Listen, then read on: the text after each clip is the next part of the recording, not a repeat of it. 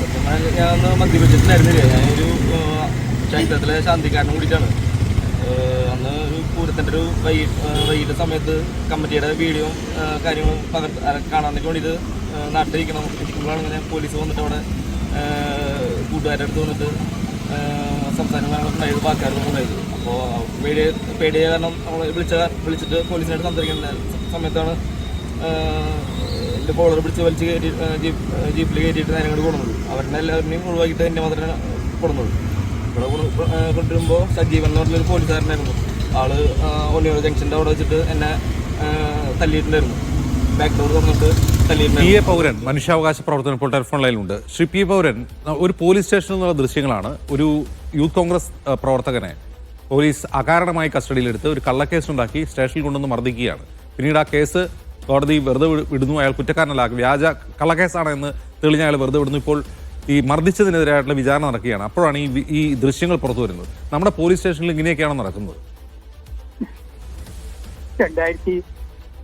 2016 മുതൽ കേരളത്തിൽ നടക്കുന്നത്, പ്രത്യേകിച്ച് പോലീസിന്റെ ഭാഗത്ത് നടക്കുന്നത് തികച്ചും മനുഷ്യ അവകാശ ലംഘനങ്ങളാണ്.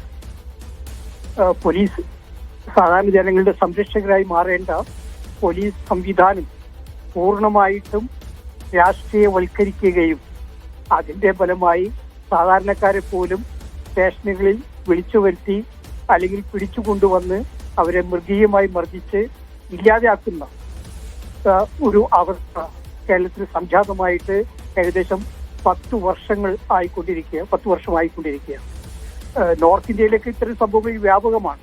പക്ഷേ കേരളത്തെ പോലെ സാംസ്കാരികമായി ഉയർന്ന അക്ഷരാഭ്യാസമുള്ള മനുഷ്യാവകാശങ്ങളെ പറ്റിയും പൗരാവകാശങ്ങളെ പറ്റിയും ജനാധിപത്യ അവകാശങ്ങളെ പറ്റിയും ബോധന്മാരായിട്ടുള്ള ഒരു ജനത അധിവസിക്കുന്നു എന്ന് പറയുന്ന ഒരു വിഭാഗം ജനങ്ങൾ അധിവസിക്കുന്ന ഈ ഭൂപ്രദേശത്ത്, അല്ലെങ്കിൽ കേരളം എന്ന് പറയുന്ന കൊച്ചു സംസ്ഥാനത്ത് 87 കൊലപാതകങ്ങളും അതോടൊപ്പം തന്നെ ലോക്കപ്പ് മർദ്ദനങ്ങളും കഴിഞ്ഞ 2016 മെയ് മുതൽ കേരളത്തിൽ ഉണ്ടായിട്ടുണ്ടെന്നുള്ളത് രേഖാപ്രകാരം തെളിയിക്കപ്പെട്ടിട്ടുള്ള കാര്യമാണ്. എത്രയോ സംഭവങ്ങൾ ഇവിടെ തൊട്ടടുത്ത് തന്നെയുള്ള കുന്നംകുളം തൊട്ടടുത്തുള്ള ഒരു പോലീസ് സ്റ്റേഷനിൽ ഒരു ഫ്രീക്കൺ എന്ന് വിളിച്ചുകൊണ്ട് ഒരു പയ്യനെ അടിച്ചു കൊന്നൊരു സംഭവം ഉണ്ടായിട്ട് അധികം കാലമായിട്ടില്ല. തൊട്ടപ്പുറത്ത് വരാപ്പുഴ പോലീസ് സ്റ്റേഷനിൽ ഒരു ആൾ തെറ്റി ഒരാളെ പിടിച്ചുകൊണ്ടുവന്ന് മൃഗീയമായിട്ട് അന്നത്തെ പോലീസ് കമ്മീഷണർ AV ജോർജിന്റെ നേതൃത്വത്തിലുള്ള ടൈഗർ ഫോഴ്സ് എന്ന് പറയുന്ന ഒരു വിഭാഗത്തെ ഉപയോഗിച്ചുകൊണ്ട് അന്ന് അവിടുത്തെ ജില്ലാ സെക്രട്ടറി ആയിരുന്ന P. രാജീവിന്റെ നിർദ്ദേശപ്രകാരം, ഇന്നത്തെ മന്ത്രിയാണ്, നിർദ്ദേശപ്രകാരമാണ് AV ജോർജ് എന്ന് പറയുന്ന ഒരു ക്രൂരനായ പോലീസ് ഉദ്യോഗസ്ഥൻ അവിടെ ഇതേപോലെയുള്ള ഒരു ക്രൂരത ചെയ്തതും അയാളെ പിടിച്ചുകൊണ്ടെന്ന് അടിച്ചു കൊന്നതും സംഭവം ഉണ്ടായി. അപ്പൊ ഇതേമാതിരിയുള്ള സംഭവങ്ങൾ പിന്നെ അതോടൊപ്പം തന്നെ കെവിൻ എന്നു പേരായ ആർപ്പൂക്കര കെവിൻ എന്നു പേരായ ഒരു യുവാവിനെ ഇതേപോലെ അടിച്ചു കൊല്ലുകയുണ്ടായി. ഇവിടെ പാണ്ടിക്കാട് അടുത്ത് വണ്ടൂര് ഒരു ടാക്സി ഡ്രൈവറെ ടയർ മോഷണം നടത്തി എന്നുള്ള പേരിൽ ലത്തീഫ് എന്നു പേരായ ഒരുത്തനെ പോലീസ് പിടിച്ചുകൊണ്ടുവന്ന് വണ്ടൂർ സ്റ്റേഷനിൽ മൃഗീയമായി മർദ്ദിച്ച് കൊല ചെയ്യുകയുണ്ടായി. എത്രയും സംഭവങ്ങൾ കേരളത്തിൽ നടക്കുന്നു. ഒരു കാര്യത്തിലും ഒരു അന്വേഷണം നടക്കുന്നില്ല. അതെല്ലാം ഒറ്റപ്പെട്ട സംഭവങ്ങളാണ്, ജീവൻ രക്ഷാ പ്രവർത്തനത്തിന്റെ ഭാഗമായിട്ട് പോലീസ് ചെയ്യുന്നതാണ് എന്നൊക്കെ പറഞ്ഞുകൊണ്ട് അവരുടെ പേരിൽ കേസ് ചാർജ് ചെയ്യുന്നു. ഒരു പ്രവൃത്തി അല്ലെങ്കിൽ പോലീസിന്റെ കൃത്യത്തിന് തടസ്സം ഉണ്ടാക്കി കൃത്യവിലോപം തടസ്സപ്പെടുത്തിയെന്ന് പറഞ്ഞുകൊണ്ടാണ് മിക്കവാറും കേസുകളിൽ ഇതേമാതിരി അനാവശ്യമായിട്ട് FIR രജിസ്റ്റർ ചെയ്യുന്നതും അവരെ പോലീസ് സ്റ്റേഷനിലേക്ക് കൊണ്ടുവന്ന് അവിടുത്തെ പോലീസ് ഉദ്യോഗസ്ഥനായിട്ടുള്ള SHO, CI, സർക്കിൾ ഇൻസ്പെക്ടറുടെ നേതൃത്വത്തിൽ അല്ലെങ്കിൽ സർക്കിൾ ഇൻസ്പെക്ടറുടെ പാർശ്വവർത്തികളായിട്ടുള്ള കുറെ പോലീസ് ഉദ്യോഗസ്ഥന്മാർ മൃഗീയമായി ഒരു മൃഗത്തോട് പോലും ചെയ്യാത്ത രൂപത്തിലുള്ള ക്രൂരമായ പ്രവൃത്തികൾ ഇവിടെ നടത്തിക്കൊണ്ടിരിക്കുന്നത്. ആരുണ്ട് ചോദിക്കാൻ? ഇവിടെ DGPമാരുണ്ട്, അതോടൊപ്പം അഡീഷണൽ DGPമാരുണ്ട്, 172 IPS ഉദ്യോഗസ്ഥന്മാരുണ്ട്. കേരളത്തിന് ആവശ്യമായിട്ടുള്ളത് 52 IPS ഉദ്യോഗസ്ഥന്മാരെ മാത്രമാണ്. പക്ഷെ ആ സ്ഥാനത്താണ് 172 IPS ഉദ്യോഗസ്ഥന്മാർ, അതേപോലെ 43 IAS ഉദ്യോഗസ്ഥന്മാർ കേരളത്തിൽ അഡ്മിനിസ്ട്രേഷൻ നടത്താൻ വേണ്ടി മാത്രം ആവശ്യമുള്ള കേരള സംസ്ഥാനത്ത് ഇന്ന് 156 IAS ഉദ്യോഗസ്ഥന്മാരാണുള്ളത്.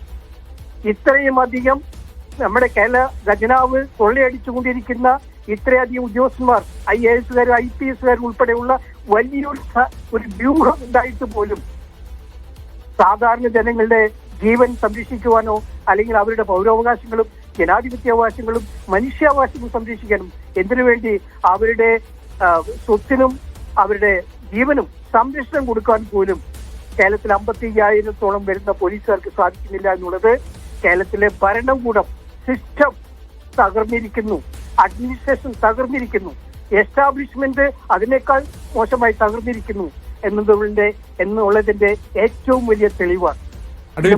നമ്മുടെ പോലീസ് കംപ്ലയൻസ് അതോറിറ്റികളുടെ അവസ്ഥ എന്താണ്? അതിലൊക്കെ ആളുകളുണ്ടോ? അവരെന്തെടുക്കുകയാണ്? പോലീസ് കംപ്ലയൻസ് അതോറിറ്റിയെ പറ്റി ഒന്നും പറയാതിരിക്കുകയാണ് ഭേദം എന്റെ മാധ്യമ സുഹൃത്തുക്കളെ, അല്ലെങ്കിൽ എന്റെ കേൾക്കുന്നവരെ.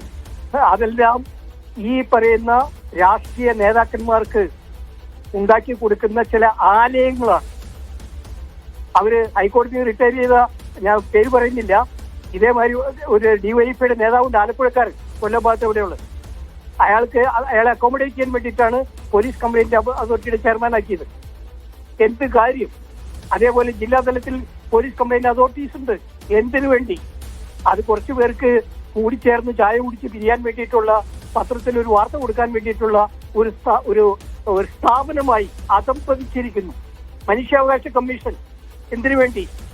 ഇതേമാതിരിയുള്ള കുറെ കമ്മീഷനുകളും, വനിതാ കമ്മീഷൻ അല്ലെങ്കിൽ ബാലാവകാശ കമ്മീഷൻ, ഇങ്ങനെ കുറെ കമ്മീഷനുകൾ ഉണ്ടാക്കിക്കൊണ്ട് നമ്മുടെ ഇപ്പൊ ഇവിടെ സാധാരണ സംസാരിക്കുന്നത് പോലെ നമ്മുടെ നികുതി പണത്തിന്റെ ഭൂരിപക്ഷവും സിംഹഭാഗവും തിന്നു മുടിക്കുന്ന കുറെ കള്ളന്മാരും കള്ളത്തികളും അടങ്ങുന്ന ഒരു സംഘമായിട്ട് നമ്മുടെ എസ്റ്റാബ്ലിഷ്മെന്റ് മാറിയിരിക്കുന്നു, നമ്മുടെ അഡ്മിനിസ്ട്രേഷൻ മാറിയിരിക്കുന്നു, സിസ്റ്റം തകർന്നിരിക്കുന്നു. ഇതിനെ മാറ്റുവാൻ ആരുണ്ട് എന്നൊരു ചോദ്യമാണ് ജനങ്ങളോട് ചോദിക്കാനുള്ളത്. നികുതി പണം കൊടുക്കുന്ന ഇവിടുത്തെ ജനാധിപത്യ വിശ്വാസികൾ വോട്ട് ചെയ്യുന്നവരും ഈ കാര്യത്തിൽ ഒരു പുനരാലോചന, പുനർചിന്തനം നടത്തേണ്ട അനിവാര്യതയാണ് ഇത്തരം സംഭവങ്ങൾ ആവർത്തിക്കുന്നതിൽ നമുക്ക് വ്യക്തമായിക്കൊണ്ടിരിക്കുന്നത്. നന്ദി ശ്രീ P. A. പൗരൻ ഈ വാർത്തയോട് പ്രതികരിച്ചത്.